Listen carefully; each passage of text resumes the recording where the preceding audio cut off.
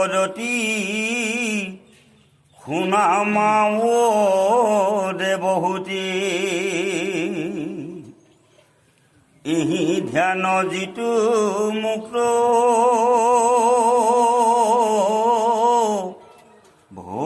ভৈলা দেহা কোনে দেখে আৰু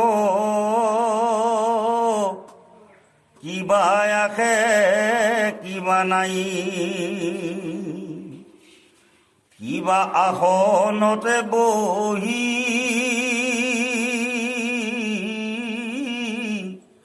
ৰৈল যেন মধ্য মাতোৱাল কটিৰ বস্ত কুশিটো আছে নাই একো নজা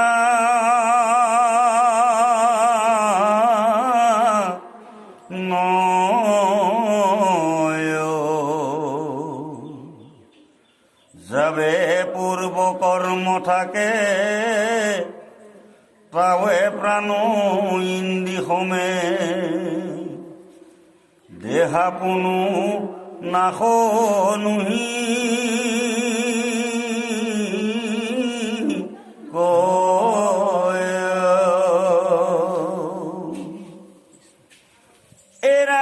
এৰাম পাছে কৰ্ম নাশ ভইলে ভৌতিক শৰীৰ পৰে তেবে যোগী ব্ৰহ্মত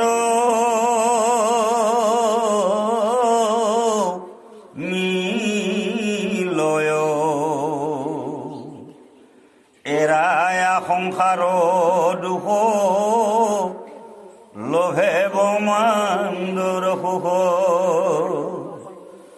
যেন জলে জল প্ৰৱেশ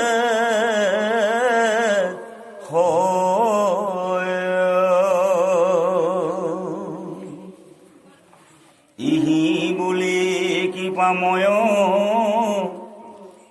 মৌনে ৰহিলন্ততয় দেখি দেবী পুষন্ত দুনা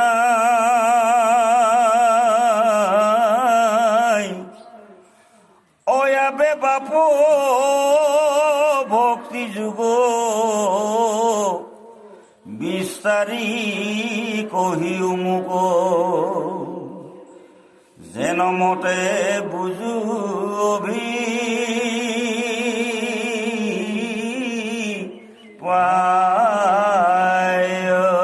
পৰম শ্ৰদ্ধাৰ আজিৰ এই সমাজস্থলীত উপবিষ্ট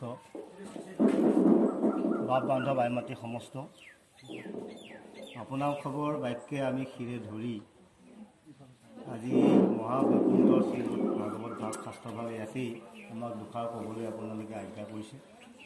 আমি কেৱল মাত্ৰ আপোনালোকৰ আজ্ঞা আমি ৰক্ষা কৰি আমি আমাৰ ধাৰণাৰে যিটো অনুভৱ কৰোঁ তাৰ ওপৰতে আমি দুআষাৰ ক'বলৈ প্ৰয়াস কৰিছোঁ আৰু ইয়াতে শতকোটিৰ ভুলটোতে হ'ব আপোনাক সকলোৱে অংশগ্ৰহণ কৰিব গতিকে সমস্ত দুখটোটি মাৰ্জনা কৰিব কৃষ্ণ। ইতিমধ্যে তৃতীয় স্কন্ধৰ এই কপিল প্ৰভুৰ চৰিত্ৰত ইয়াৰ আগতেই ভক্তি যুগৰ আগত যিখিনি আলোচনা হৈ গৈছিল বা কথা হৈ গ'ল তদৰ অনুসৰি ইয়াৰ মাতৃ দেৱহূতিয়ে পিতৃ কদৰ্ম ঋষি যেতিয়া তেওঁ আগেয়ে দিয়া প্ৰতিশ্ৰুতি অনুসৰি তেওঁ সন্তান জন্মৰ পিছতেই 9গৰাকী কন্যা আৰু একমাত্ৰ পুত্ৰ সন্তান জন্ম পোৱাৰ পিছতে তেওঁ সংসাৰ ত্যাগ কৰিম বুলি কিন্তু বাক্যটো প্ৰথমতেই দিছিলে। দেৱহূতিকো দিছিলে, মনুৱাকো দিছিলে আৰু সেই বাক্যটো তেওঁ 10,000 বছৰ ধ্যান কৰি ভগৱন্তৰ কৃপা লাভ কৰাৰ সময়তো দিছিলে। গতিকে দেৱহূতিক এৰি স্বামী কদৰ্ম যেতিয়া কন্যা বা ঈশ্বৰ প্ৰাপ্তি হ'ল তাৰপিছত মাতৃক কপিল প্ৰভুৱে যে এই সংসাৰত বৰ্তি থাকিবৰ কাৰণে আমাৰ কৰণীয় কি তাৰ বাবে তেওঁ বিভিন্ন ধৰণৰ ভক্তিযুক্ত কথা মাতৃ আগত তেওঁ দাবী দিছিল। গতিকে ইয়াতে তেওঁ প্ৰথমে মাকক কৈছে ভগৱন্ত নিগদতি শুনা মাৱা দেৱহতী এহি ধ্যানে যিটো মুক্ত হৈল। ধ্যান কি ধ্যান? ইয়াৰ আগত আমাক কৈছে যে ভগৱন্তৰ ৰূপ দৰ্শন যেতিয়া নখৰ পৰা মস্তকলৈ প্ৰভু ভগৱন্তৰ সমস্ত ৰূপ যেতিয়াই হৃদয়ত আপুনি হৃদয়লৈ ৰূপান্তৰ কৰি ল'ব পাৰিব, হৃদয়ত আপুনি স্থান কৰি ল'ব পাৰিব, তেতিয়া বিষয় বাসনাৰ প্ৰতি বিৰপতি হ'ব। এই বিৰপতি ত্যাগ কৰিবলৈ প্ৰভু এক ভগৱন্তক ধ্যান কৰিহে বিষয় বিৰপতিৰ পৰা পৰিত্ৰাণ পাব পাৰি। সেই কথাখিনি ক'বৰ বাবে কপিল প্ৰভুৱে মাকক কৈছিলে যে দেহাকো নেদেখে আৰু কিবা আছে কিবা নাই, কিবা আসনতে বহিলোঁ। কেতিয়া? তাত এটা উদাহৰণ, যেনে মধ্য মাতোৱালক প্ৰতিৰো বস্তু পক্ষীটো আছে নাই একো নাজানয়, যাৱে পূৰ্ব কৰ্ম থাকে তাৱে প্ৰাণ ইন্দ্ৰসমে দেহা কোনো নাশন বুলি কয়। এতিয়া এজন মদ খোৱা মানুহে যেতিয়া মদ অতিৰিক্তভাৱে খাই ল'ব, খালে ক'ত আছোঁ ক'ত নাই, কি কৈছোঁ কি নকৈছোঁ তেওঁ যেনেকৈ গম নাপায়, তদ্ৰূপ এক ভগৱন্তক ধ্যান কৰি ভগৱন্তৰ নখৰ পৰা মস্তকলৈকে তেওঁ সমস্ত তেওঁ 64 কলা বুলি যাক কোৱা হয়, সকলো গুণ গৰিমা ৰূপ বৰ্ণনা যেতিয়া হৃদয়ত ৰোমন্থন কৰি যিজনে ধ্যান কৰি ল'ব পাৰিব, সেইজন ব্যক্তিৰ তদ্ৰূপ মদ খালে যেনেকৈ মানে তেওঁ ক'ত আছে পাহৰি যায়, যে ভগৱন্ত হৃদয়ত ল'লে সেই কথাটো কৈছে দেহাকো নেদেখে আৰু কিবা আছে কিবা নাই, কিবা আসন কৰি তেওঁ নিজৰ দেহাৰ প্ৰতি কোনো ভৰসা নাই, তেওঁ দেহাক লৈ চিন্তা নকৰে। গতিকে ভগৱন্তক ভক্তি যেতিয়া যুক্ত হ'ব, তেতিয়া সামান্য উদাহৰণ আছে যে মদ খোৱা মানুহৰ মতোৱাল মানুহৰ যিটো হয় তদ্ৰূপ ভগৱন্তক ধ্যান কৰা ব্যক্তি এজনো তেনেকুৱা নহয়। পাছে কৰ্ম নাশ হৈলে ভৌতিক শৰীৰ পৰে, তেৱে যদি ব্ৰহ্মত মিলয়, এৰাই সংসাৰ দুখ লভে ব্ৰহ্মানন্দ সুখ যেনে জল জলে পৰে। আপুনি এতিয়া বৰষুণ কওকচোন, আকৌ পানীটো ক'লৈ আহিব? আপুনি নদ বুলি খাব দিব, জলে জলতে মিলি যায়। তদ্ৰূপ যেতিয়া আপুনি এই ভৌতিক শৰীৰ পঞ্চভৌতিক শৰীৰটো আমাৰ পঞ্চটা তাত্ত্বিক ব্যৱস্থাই গঠিত পঞ্চভৌতিক শৰীৰটো মায়ামোহত আমি আবৃত্ত আছোঁ, যেতিয়া ভগৱন্ত মায়াৰ লগত আমি লিপ্ত হ'ম, বিষয় বাসনাৰ প্ৰতি যেতিয়া আমাৰ বিৰপতি হ'ব, তেতিয়া কিন্তু কি হ'ব বুলি কৈছে, সংসাৰৰ সমস্ত দুখ এৰি আপুনি কি পাব? ব্ৰহ্মানন্দ। তাৰমানে আপোনাৰ আনন্দ পাবলৈ আৰু যিটো নাই, আনন্দৰে আপুনি উপচি পৰিব। গতিকে পানী এটোপা যেনেকৈ ওপৰলৈ ছটিয়াই দিলে তলত আহি আকৌ পানীৰ লগত মিলি যায়, ঠিক তেনেকৈ আমাৰো হৃদয় আত্মা যেতিয়া ঈশ্বৰ প্ৰাপ্তি হ'ব, তেতিয়া সমস্ত সংসাৰৰ দুখ যন্ত্ৰণাৰ পৰা আমি কি কৰিব পাৰিম বুলি কৈছে, ত্যাগ কৰিব পাৰিম বা নাশ এৰি যাব পাৰিম। এই কথাখিনি কপিল প্ৰভুৱে মাতৃ আগত তেওঁ ভক্তিভাৱে কথাখিনি কৈছে। গতিকে সেইখিনি শুনাৰ পিছত দেৱহতী মানে আমি, সেইকাৰণে আমি বুলি কৈছোঁ, প্ৰশ্নটো দেৱহতী মাতৃগৰাকীয়ে কৈছে যে এহি বুলি কৃপা মই মনে ৰহি লন্ত তয় দেখি দেৱী কুচন্ত নোলাই, আবিৰ্ভাৱ ভক্তি যুগ বিস্তাৰী কহি মোক যেনমতে বুজো। এইটো ভক্তি যুগৰ কথা যে তুমি ক'লা, এতিয়া ধ্যান কৰিলে ভগৱন্তক প্ৰাপ্তি হ'ব বুলি তুমি ক'লা, মই ভালকৈ বুজি পোৱা নাই।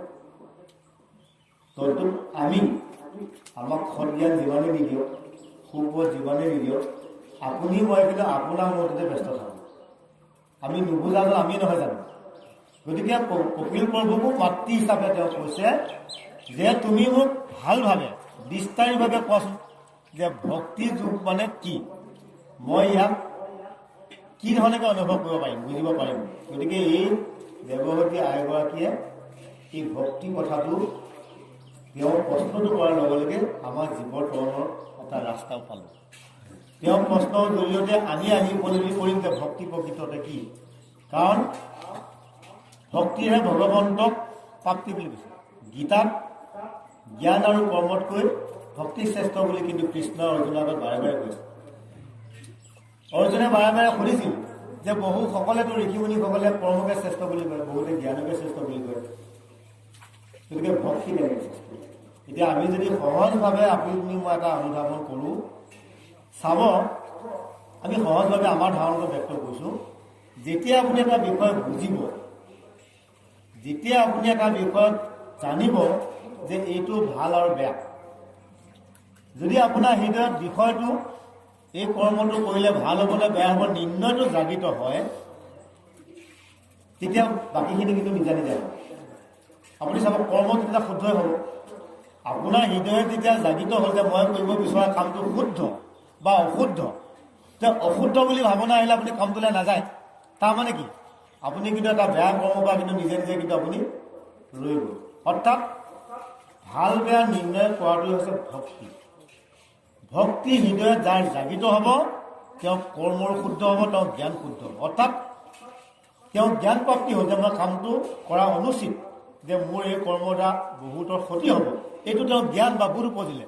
আৰু বোধটো উপজাৰ লগে লগে তেওঁ কৰিব বিচৰা কৰ্মটো যেতিয়া ৰৈ গ'ল, তাৰমানে কি ভক্তিয়েহে জ্ঞান দিলে আৰু জ্ঞানৰ পৰাহে আপোনাৰ কৰ্মটো নিৰ্ণয় কৰিব। তদ্ৰূপ এইটো আমি বুজা ধৰণে আপোনাক ক'ব বিচাৰিছোঁ। গতিকে মোক এতিয়া বুজাই দিয়া ভক্তি যোগ কি। গতিকে আমাক এতিয়া এইখিনি ক'ব আপোনালোকে কৃষ্ণ।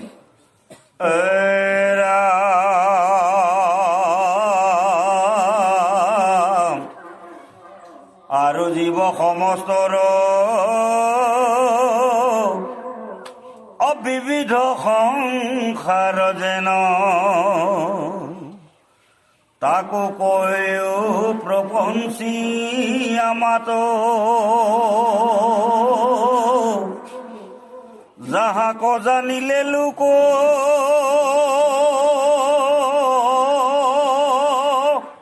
সমস্ত পাপত হন্তে বিৰকতি হইবে কহায় হাত জাত হন্তে হোৱা ভয়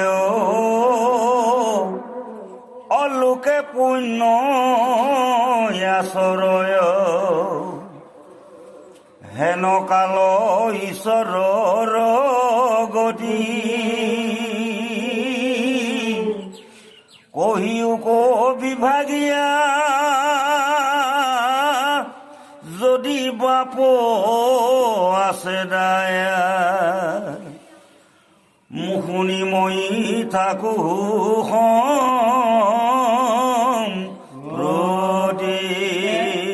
মাতৃ দেৱহূতিয়ে তেওঁ নিজে ক'লে যে তুমি মোক বিস্তাৰিতভাৱে ভক্তি জীৱন কি কোৱা।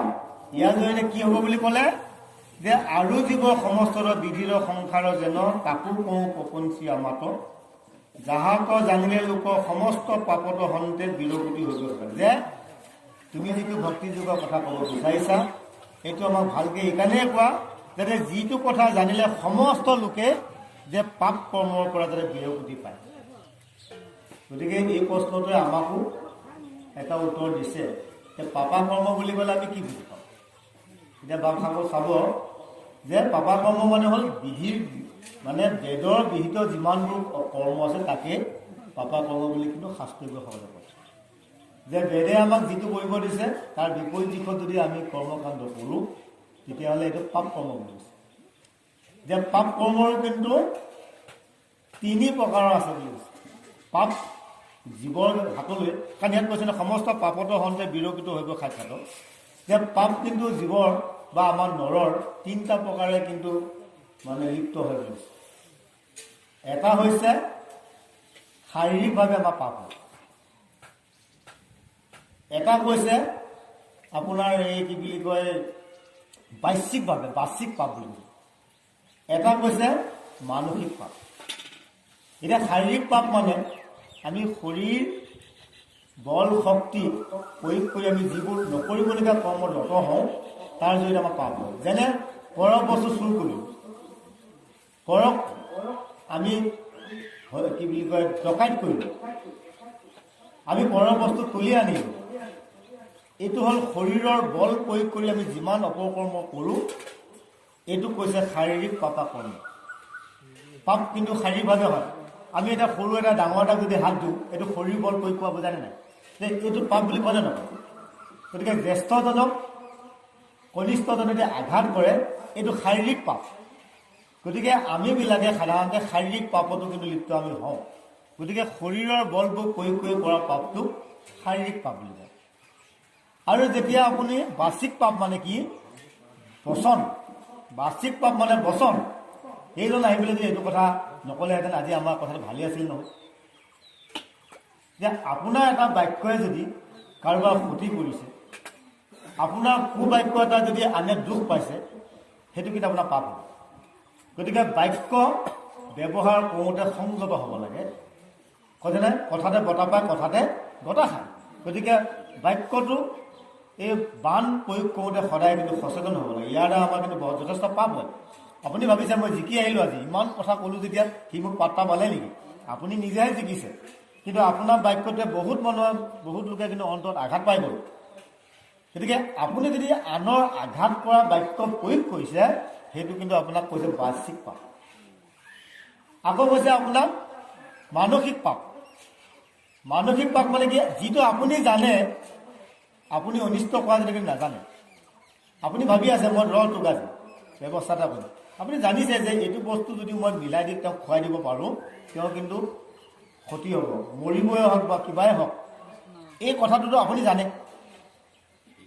মই কাৰোবাক অনিষ্ট কৰিবলৈ জানে যে বিষ কেইটামান, চাউল কেইটামানত বিষ অলপমান লগাই দি ঘঁহি দি ছটিয়াই থৈছোঁ চোতালত, চৰাইটো আহি খাব, সি মৰিব। এই কথাটো চৰাইটোৱে নাজানে। জানে নেকি? কোনে জানে? দিওঁতাজনে কিন্তু জানে। অৰ্থাৎ এইটো মানসিক পাপ বুলি কৈছোঁ। মই মনে মনে নিজে যিটো জানো, আনে কিন্তু নাজানে। গতিকে আনে নজনাটো মই জানি যিটো মই অপৰাধ কৰিব গৈ আছোঁ, সেই ধৰণৰ পাপবিলাকক আমাক কোৱা হৈছে মানসিক পাপ।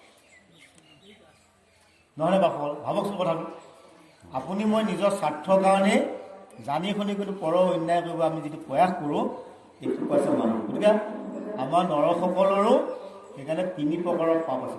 গতিকে আমি এই পাপৰ কথাটোৰ কাৰণে কথা কৈছোঁ যে জীৱসকলে বিভিন্ন ধৰণে নিজৰ স্বাৰ্থত যেতিয়া ৰত থাকে, এইসকলেও সেইবিলাকৰ পৰা বিৰতি হ'বলৈ হ'লে এই ভক্তি যুগটো লাগিব। গতিকে তুমি কোৱাচোন, ভালকৈ বুজাই দিয়া, যাতে মোৰ লগতে এই নৰমতীসকলো যাতে এইবিলাকৰ পৰা মুক্ত পাওঁ। এই বুলি ভাবি মাতৃ দেৱহতীয়ে এটা খুব সুন্দৰ প্ৰশ্ন কপিল প্ৰভু কৰিছে। আৰু যাৰ সন্তে কৈছে, জাত সন্তে হুয়া ভয় লোকে পুণ্য আচৰে হেন কাল ঈশ্বৰৰ। যাতে তোমাৰ এই কথাটো দ্বাৰা যাতে সকলোৱে পুণ্যহে আচৰণ হয়, যে পুণ্যমন্ত হ'বলৈ হয়, নিষ্পাপী হ'বলৈ হয়, পৰৰ যাতে অন্যায় নীতি কৰিবলৈ নাভাবক। এই ধৰণৰ এটা ভাল ভাৱ যাতে তেওঁলোকলৈ আহক, যে তুমি কোৱা কহিৰ্গ বিভাগীয় যদি বাপ আছে যে শুনি মই থাকোঁ। গতিকে এইবিলাকৰ বিষয়ে তুমি মোক ভাগে ভাগে কোৱাচোন, যে ভক্তি পোৱাৰ জৰিয়তে যদি নৰসকলৰ উপকাৰে হয়, পুণ্যহে তুমি কোৱা। এই বুলি তেওঁ পুত্ৰ কপিলক আহ্বান কৰিছে। গতিকে কপিলক আহ্বান কৰা মানে আমাৰ হয় মাতৃ দেৱহতীয়ে কপিল প্ৰভুক এটা আহ্বান জনায়, যিটো কথা উত্তৰে হয়তো আমাকো উপকৃত কৰিব। কৃষ্ণ। মই জ্ঞান আন্ধাৰ মাজে শয়ন কৰি আছে, শান্ত হইয়া জীৱ জগতৰ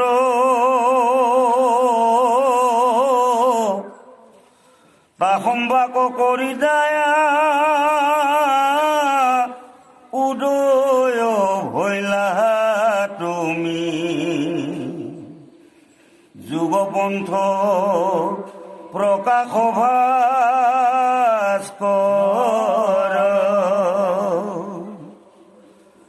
এতেকে জানিলো মই ইবাৰ সমস্তে লোক উদ্ধাৰ কৰিবা কি পাম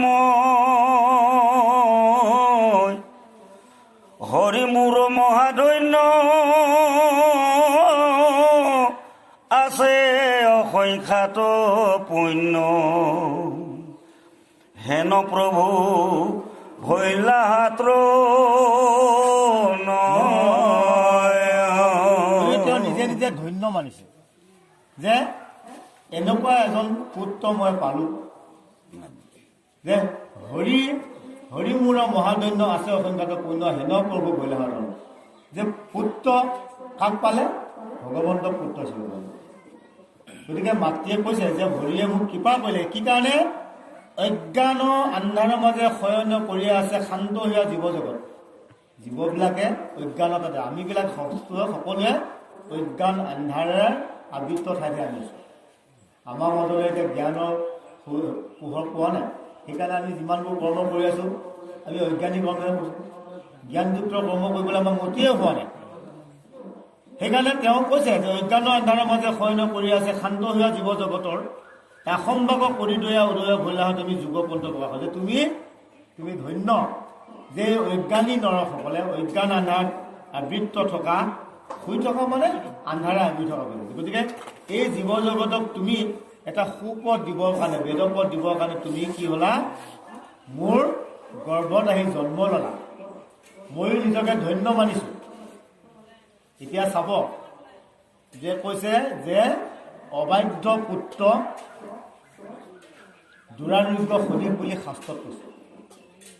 এই যে আজি মাতৃয়ে ধন্য মানিছে যে মোৰ এনেকুৱা এটা সন্তান জন্ম হ'ল, মোৰ এই সন্তানৰ জৰিয়তে যুগে বা জগতে উপকাৰ পাব। কিন্তু কাৰোবাৰ এনেকুৱা সন্তান জন্ম হ'ল যে সন্তানৰ ভয়ত সন্তানে কৰা কৰ্মৰ লাজত গাঁত খান্দি পুত গৈ থাকিলেও লাজ দূৰ নহয়, অপমান দূৰ নহয়, হয়নে সকল বাপসকল? গতিকে এই যে দেৱহতী মাতৃয়ে এটা সুযোগ্য সন্তান পালে, কিয় পালে? কৰ্মৰ কিন্তু ভাগ থাকিব। গতিকে আপুনি মই যে নাই পোৱা তাৰমানে আমাৰ কৰ্ম বিমুখ। ইয়াৰ পিছত জীৱ তামসিক গতি বুলি এটা অধ্যায় আছে, কেতিয়াবা আপোনালোকে শুনিব। গতিকে সৃষ্টিতে কিন্তু আমাক কেনা লাগি আছে।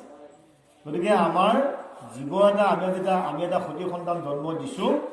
এই সতী সন্তান জন্ম আমাৰ সৃষ্টিতে দিকাৰ আছে। কিন্তু দেৱহূতি আৰু কদৰ্ম যে সন্তান জন্ম হৈছে, ভগৱন্তক আৰাধনা কৰিহে কিন্তু কদৰ্ম ঋষিয়ে সংসাৰ পাতিছে আৰু কদৰ্ম ঋষিয়ে সংসাৰ পৰিচালনা কৰিছে।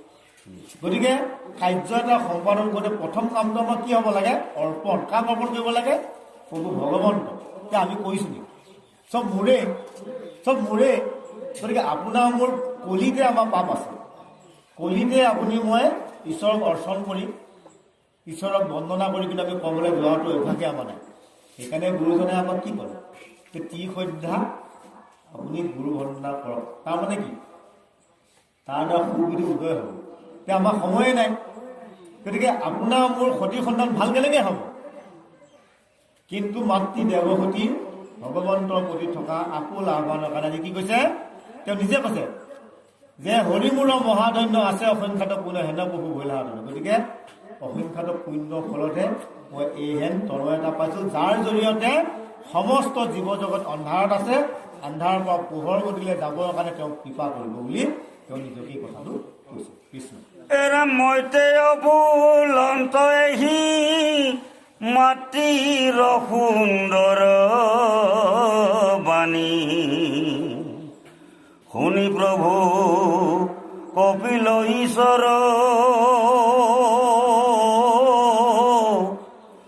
কৃপায়ে পীড়িত হুইয়া মাতি লন্ত্ৰ প্ৰশংসিয়া কুশলক চিন্তিও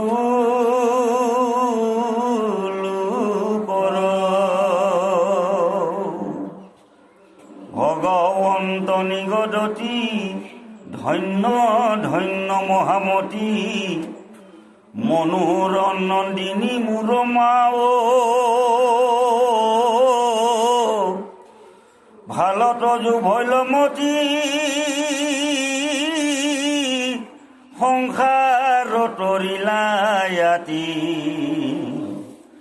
তুষ্ট ভৈলো দেখি তজু ভাব। এতিয়া আমাৰ ল'ৰা ছোৱালীয়ে আমাকতো ভালকৈ মাত এষাৰ দিবই শিকা নাই, হয়নে? অশ্ৰদ্ধা। আপোনাৰ সুখ দুখৰ সময়তো কথাই নাই, মাত দিবলৈ সময় নাই। কিন্তু এতিয়া আপুনি চাওক, কপিল প্ৰভুৱে মাতৃ সেই কথাটোক খুব ধন্যবাদ দিছে। কাৰণ তেওঁ নিজেও কৈছে যে ধন্য ধন্য তাকে ভগৱন্ত নিগতি ধন্য ধন্য মহামতী মনোৰঞ্জনী মোৰ মাও ভাল তজু ভৈল্যমতী সংসাৰত পাৰিলা আতি তুষ্ট বুলি দেখি তজু ভাও। মাতৃ সদায় যিমানেই পুত্ৰই বেয়া নহওক, পুত্ৰী বেয়া নহওক, মাকে সদায় ভাল ভাৱ থাকে নহয়। তদ্ৰূপ দেৱহতী মাতৃয়ে কপিল প্ৰভুক পুত্ৰ হিচাপে গুণ বখানিছে। আৰু পুত্ৰয়ো কৈছে যে ময়ো ধন্য যে মই যে তোমাক মোৰ মাতৃ হিচাপে পালোঁ। ধন্য ধন্য মনোৰথ নন্দিনী মোৰ মাতৃ, যে ইমান ধুনীয়া জগতৰ তাৰণৰ কাৰণে তুমি এটা প্ৰশ্ন কৰিছা। তুমি মোৰে মাতৃ নহয়, তুমি জগতৰে মাতৃ। সেইকাৰণে জগতৰ কল্যাণৰ কাৰণে তুমি ইমান সুন্দৰ কথা কৈছা। তোমাৰ মতি ভাল, খালি ভালৰ তজু ভৈল্যমতী সংসাৰত তৰিলা এটি তুষ্ট বুলি দেখি তজু ভাল, যে তোমাৰ ভাৱনা ভাল। সেইকাৰণে এইটো আমাক দিছে নিদৰ্শন। কি দিছে ইয়াত? আমাক দৰ্শন দিছে যে আমাৰ কি হ'ব লাগে, মতিটো অকল মোৰ হ'ব লাগে। যে উৰণ মূৰণ গজন ভ্ৰমণ চাৰিমুঠি জীৱৰ প্ৰতি আপোনাৰ মোৰ কিন্তু সেই কুচিন্তাটো হ'ব লাগে, যে মোৰ স্বাৰ্থৰ কাৰণে যাতে আনৰ ক্ষতি নহয়। আমি এই ভৰালী বাপজনাৰ গৃহতে ইয়াৰ কেইদিনমানৰ আগতে ভাগৱত পাঠ হৈছিলে, বলি চলন আখ্যানটো ওলাইছে। তাতে আমি এটা কথা ব্যক্ত কৰিছিলোঁ যে বল ভাল আৰু বেয়া দুটা দিশ আছে। বল কিন্তু জীৱ মাত্ৰে বল থাকিব লাগিব, কিন্তু বলটো আপুনি ক'ত প্ৰয়োগ কৰিব? বলিয়ে যে নাক পাখৰ বান্ধিবলগীয়া হ'ল, তেওঁ সেই বলটো কিন্তু প্ৰথম অৱস্থাত বেয়াই আছিলে, যে মই তিনতলিক অধিপতি, যোনে যি খোজে মই তাকে দিব পাৰিম। এইটো অহংকাৰৰ বল আছিলে। গতিকে অহংকাৰ দমন কৰিবৰ কাৰণে ভগৱন্তই কিন্তু বামন ৰূপত আহি দমন কৰি নাক পাখাই বান্ধিলে। সেইখিনি সময়ত সেই বলটো কিন্তু উপযুক্ত নাছিল। কিন্তু আপোনাক এইটো বলো আমাৰ লাগিব, যিটো বলৰ জৰিয়তে আপুনি আপোনাৰ পৰা পৰৰ উপকাৰ হ'ব, সেইজন বলৱন্ত কিন্তু আপুনি হ'ব লাগিব।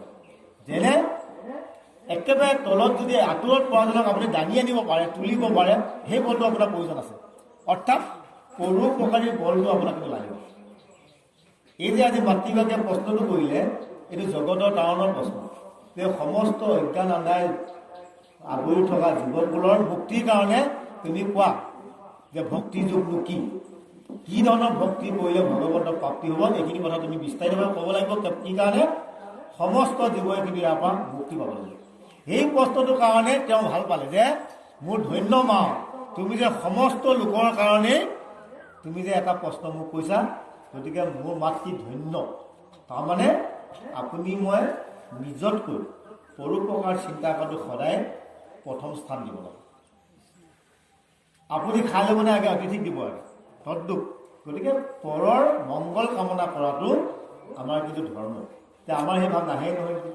এতিয়া চিটিকা পাতি চৰাই ধৰিবলৈ যাওঁ, চৰাইজনী যে এখন সংসাৰ আছে আমি ভাবিলোঁ নাই। গতিকে শুই থকা চৰাইজনীক পশুটোক আমি যাতে অন্যায় কৰিব নালাগে, আমাক খাব দিছে, খাদ্য হিচাপে খাব দিছে, যেতিয়া খাদ্য আপুনি বাধা নাই। কিন্তু নিৰপৰাধী এটা শুই থকা পানীক কিন্তু আপুনি গৈ বধ কৰি জানো, কিন্তু আপোনাক সেইটো বীৰত্ব নবুজায়, সেইটো কিন্তু পাপ বুলি কৈছে। কিন্তু যেতিয়া আপুনি খাদ্য হিচাপে এটা খনুখামি গ্ৰহণ কৰিব, সি খাদ্য। কৌৰৱ পাণ্ডৱৰ যেতিয়া যুদ্ধ লাগিছিল, যুদ্ধৰ ক্ষেত্ৰত নিৰ্দিষ্ট সময় লাগে কিন্তু শত্ৰুৱে, কিন্তু যুদ্ধ যেতিয়া সংঘ বাজি গ'ল বন্ধ, আকৌ ইটো কোৱাটালে সিটো যায়, মানে ইটো সি গ'লে সিটো যোৱাত কোনো বাধা নাই, কোনেও কাপোৰ নাই। গতিকে সন্মুখত সময়ৰ এটা বেলেগ কথা আৰু সময়ৰ সময়। গতিকে অজ্ঞান আন্ধাৰত আমি আছোঁ, এই ভক্তিটোৱে তুমি দিয়া, এই প্ৰশ্নটোৰ কাৰণে প্ৰভুৱে মাতৃকো প্ৰশংসা কৰিছে। কৃষ্ণ এৰা শুনি ভাবে নিয়াবে, প্ৰশ্নৰ উত্তৰ কহোঁ, ভক্তি পুনু বহুবিধ নয়, কিন্তু পুৰুষৰ ফল সংকল্পৰ অনুসাৰে, ভক্তি নানা মতে ভেদ হয়, পৰক মাৰিবে প্ৰতি মনত সংকল্প কৰে, দম্ভ বা মৎসৰ আতি হয়, এই মতে ভক্তি মুটো কৰিলে তামস হয়, ক্ৰোধ ভেদ তিনিতে আশয়,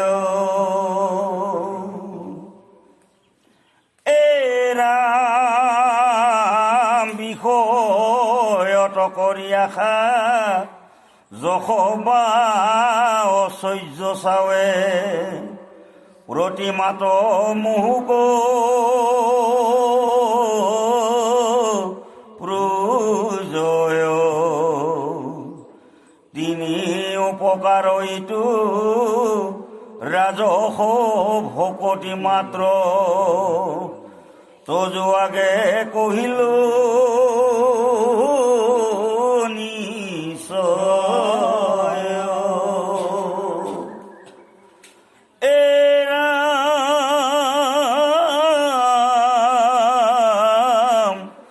পাপ মোর হৌক নাশ ভগবন্ত হৌক বিধি নুহিও বৈশেকে বিধি